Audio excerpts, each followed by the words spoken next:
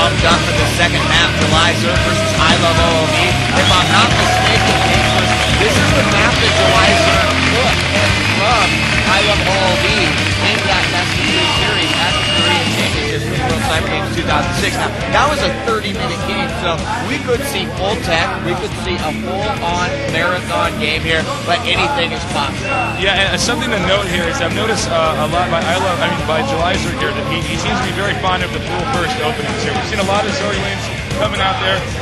When I was watching him in practice games against a lot of Zerg lane openings here. Perhaps we'll see that here. However, remember, this map favors Zerg macro style, so it's also quite possible to see a hatch on 12. All right, well, let's start out. Let's take it away. Tasteless, drop some knowledge. I'm dropping knowledge right now with the fact that both these players are in diagonal positions very far away from each other. Iloveoov at the top right, JulyZerg at the bottom left. And, you know, again, this was actually the map I was really watching Iloveoov practice. He was practicing it for about an hour. And if my crystal ball has told me correctly, he will bunker rush this game. Really? And I believe that is simply because... Putting a lot out on the line there, Tasteless. I believe this because, well, not only because I saw him practicing the bunker rushes, it wasn't every game that he tried this, but it seems to make more sense. You know, this game I don't think favors Terran later on, and I was talking to OOV about this, and he doesn't seem to feel to feel this way either. So I think what he might do is try to open up with an aggressive play. Remember, this is Boxer's apprentice. We've seen Boxer open up with some brilliant bunker rushes. I remember one time him beating Yellow in a best of 5 3-0 total amount of games together under 30 minutes. And this guy is like Boxer's, I don't know, liquid snake or something like that, if you will. He's very similar, you know, well, I shouldn't say similar style since Boxer's more micro, but Iloveoov, a very excellent Terran player as well. I'm kind of excited to see if this game will turn out to be a short one or a long one. Well, let's talk about the advantage, because you said that even Iloveoov said Terran's not favored if it goes all the way. And if it is, if I am correct in saying that this was the map that JulyZerg took away, that was absolutely evident on that replay as well. I mean, the Ultralisk came out, it was like full-on tech, it was really, at the end, it was just Zerg overpowering the Terran in a lot of different scenarios and a lot of different cases. So if it is a shorter game, you feel that the Terran has a much better chance? Or? This is my opinion, yes. Now, that doesn't mean that a player of this magnitude, Iloveoov, he's not capable of incredible things, though.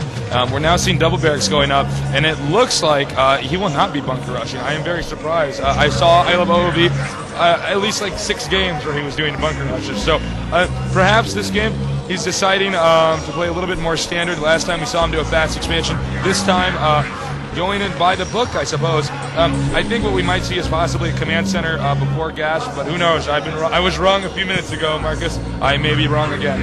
Tasteless, you're never wrong in my eyes. It's just different. Okay. Yeah, we do have a group of Zerglings now making their way out. They may meet up with the scouting SCV. They will, and they'll say hello, and we will go to the third map if, obviously, if Iloveoov wins this one. So the Zerglings now making their way over. I believe that they have scouted and they will come up here. Now, some Marines are out.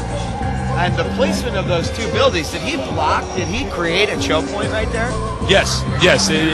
As we see, the entrance to the base is very. You see right here. Is this what you're talking about? The wall in right there. Yeah, Marines can fit through there, but it's basically like a filter. It's not a full wall off. It doesn't completely wall Zerglings out, but it's enough for Marines to fit through, basically.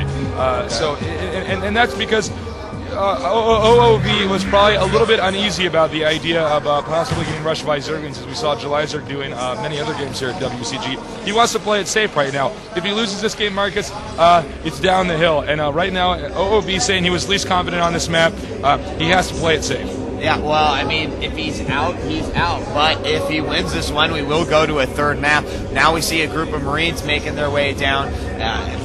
I don't know if anything can come of this. First expansion will come out by the Zerg there. And what could these Marines possibly do? What is their intention here? If JulyZerg does not get his defenses up, or if his sunken colony is misplaced, the Marines can run by. But many times players send their Marines out, and I see him pulling them back. He sends his Marines out simply to force his opponent to morph a sunken colony earlier, to perhaps make Zerglings instead of drones. You know, the Zerg, all their units produced from the hatchery. If you make, theoretically, if the larvae are spawning continuously and you're constantly producing out of them, every time you make a Zergling, a pair of Zerglings, you are not making a drone. So every time you force your opponent to make Zerglings prematurely, it affects the economy later on. All right, medics will come out as well, and a nice little line setup here. Doesn't look like either player wants to commit, but so far we do have middle map control by the Terran player, and the Zerglings will continue. I think I saw 2 expansions here for the Zerg. Yes, that's right. The double expansion. This is what many Terran players struggle against. Many times you see a fast tank push or something like this in an attempt to stop this something like this from happening, but even that at times can be stopped by a Zerg player with a lot of skill. As you can see, the Zerg double expanding, Terran having a difficult time. You know, he only one choke here that he has to defend from, so he doesn't have to waste as much money on sunken colonies in different spots. Just kind of gives Zerg an economic advantage. Although we only see one sunken colony here, Marcus, and a lot of Zerglings. Now I haven't quite. Okay, that's a lot of Marines and fire bats. This could be very bad if he can micro this correctly. Fire bats whoop Zergling ass, and we see 3 of them in there. Although JulyZerg now rushing out right now, and I believe the angle that this is at right now will cause Iloveoov to kick some serious Zergling ash. Looks like the Texas Chainsaw Massacre just happened right there. So much blood on the floor. You're absolutely right, as it just soaks into the earth. So far, Zerg blood is about the only blood that's been spilt here. And as you mentioned, those fire bats just raping those Zerglings right there. And he will continue to bring up some more medics. And here it comes, 2 sunken colonies are there. And tell us about this. Tell us about this attack. All right. You know, what's happening is this is the Terran contain going on right now. Zerg can't get any scouts out. You know, now look, we don't see a lot of drones in these expansions. He's going to try to sneak out of here to get a scout out with these Zerglings. 2 Zerglings get out of there. All his friends died, but he counterattacks and runs in his main. What a baller! He turns right around, rushing in there, kicking some serious Zerg ass right now, Marcus, and he's going to get this fire. That will completely affect the Zerg's tech right now. You can see medics setting up, only 3 Marines there, but we also have 3 fire bats. They're going to try to go after 1 drone down, 2 drones down, and now they're going to go into the main? Yeah, they're going to go in the main, and what they want is they want to kill drones. No drone will be left alive if these fire bats can touch them. Right now, the Zerglings are going to have a very difficult time. Good game. Oh my gosh. Amazing. Unbelievable. Amazing. What a very, very nice. There it is again. Unbelievable. As we have Iloveoov just absolutely saying this map will not go any longer than 5 minutes. And that is exactly what happened right there. We're tied 1-1, Chase. This is what we wanted. We wanted a 3-map series, and we will go immediately to a 3rd map here. So let's just take a quick little break. Actually, let's give you the opportunity. Closing comments on that game. Obviously, we saw a kick-ass maneuver there, taking out the Zerglings, trying to get through, and then basically still getting attacked by that sunken colony, but making their way not through the first expansion, the second one, and down the main. But tell us, what do you think about that map? What was the turning point, and why did he win? Well, I think, first of all, I will admit Zerg is perhaps the race I know the least about, but really, I think JulyZerg spent a lot of money on Zerglings, and I think when that first wave of Zerglings was killed, I mean, there's not an easy way to recover from that, Marcus. And, he sent that second group out there because JulyZerg needed to get a scout out. He needed to get some idea of what his opponent is. Is his opponent building a factory outside of my base to do a tank push? Is he fast expanding? And once he ran out, JulyZerg knew he would have no units to block the medic marine going in. An excellent move.